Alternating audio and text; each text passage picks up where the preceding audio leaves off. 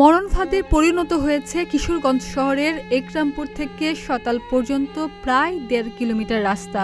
রাস্তার মাঝখানে বড় বড় গর্ত, হেলে দুলে চলছে যানবাহন, যেন ঢেউর তালে দুলছে সবকিছু। তবু ঝুঁকি নিয়েই চলাচল করছে স্কুলগামী শিক্ষার্থী, যাত্রী ও পথচারীরা। ভোগান্তির এই যাত্রায় অনেক সময় ঘটছে দুর্ঘটনা, প্রাণ হারাচ্ছে সাধারণ মানুষ। বৃষ্টি হলেই সড়কের এই অংশটিতে পানি জমে যায়, কাদা পানি ছিটকে কাপড় চোপড় নষ্ট হচ্ছে। দিন দিন এসব খানাখদ্দ বড় হচ্ছে। প্রতিদিন এই সড়ক দিয়ে চলাচল করতে গিয়ে উল্টে পড়ছে যানবাহন, প্রায় ঘটছে ছোট বড় নানা দুর্ঘটনা। গত ১ মাসে এই সড়কের গর্তে উল্টে পড়েছে অন্তত 10টি গাড়ি।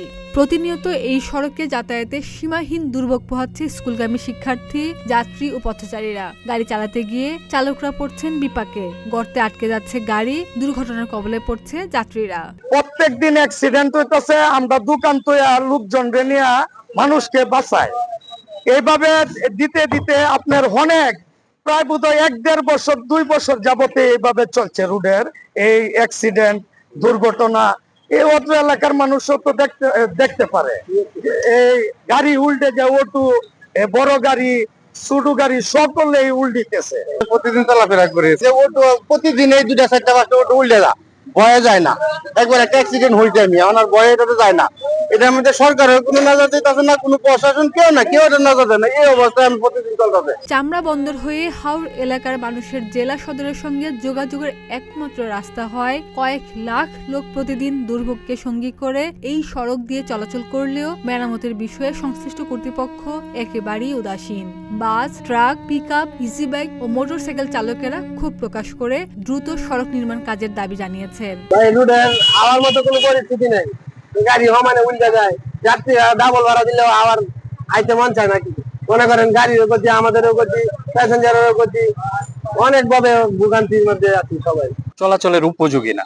এখানে সরকার পক্ষ বা রুটসের পক্ষে যারা আছে সরকারের পক্ষ থেকে এরা আসুক, দেখুক, যদি এটা চলাচলের অনুপযোগী হয়ে থাকে তাহলে রুটটাকে বন্ধ করে দেখ, এখানে ব্যান ঘোষণা করে রাখুক। কারণ প্রতিদিন এখানে আসলো মানুষজন আইসা এই রুটটা নষ্ট হইতেছে, মানে মানুষজনের গাড়িও নষ্ট হচ্ছে এবং অ্যাক্সিডেন্টের শিকার হচ্ছে। প্রতিদিন হাসপাতালে কেউ না কেউ যাচ্ছে। সড়ক ও জনপথ বিভাগ জানায়, কিশোরগঞ্জ করিমগঞ্জ চামড়া বন্দর সড়কটি মহাসড়কে উন্নতিকরণের কাজ চলছে। তবে প্রকল্পের দীর্ঘসূত্রিতায় সাধারণ মানুষকে চরম দুর্ভোগ পোহাতে হচ্ছে। কিশোরগঞ্জ করিমগঞ্জ চামড়াঘাট জেলা মহাসড়ক যথাযথ মানে উন্নীতকরণ প্রকল্পের কার্যক্রম বর্তমান চলমান রয়েছে। এই প্রকল্পের আওতায় 5টি এলএ মামলার মাধ্যমে আমাদের ভূমি অধিগ্রহণ কার্যক্রমে প্রস্তাব দেওয়া হয়েছিল। বর্তমানে আমরা প্রায় সবগুলি এলেরই হস্তান্তর হয়েছে, একটি এলের কার্যক্রম এখনো চলমান আছে।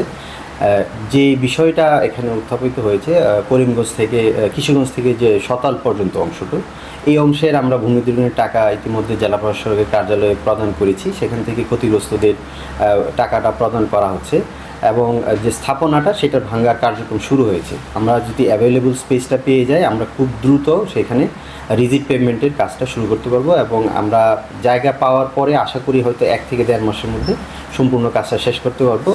এর মাধ্যমে স্থায়ী যে সমাধানটা, রাস্তার যে দুর্ভোগটা সেটা হবে। আর বর্তমানে যে প্রাথমিক যে অস্থায়ী যে বিষয়টা সেটা আমরা ট্রিটমেন্ট করছি। প্রতি মুহূর্তে আমাদের যে বিভাগীয় মেরামত সেলভেজ দিয়ে আমরা চেষ্টা করছি। খাদিজা নিপা, প্রতিদিনের বাংলাদেশ।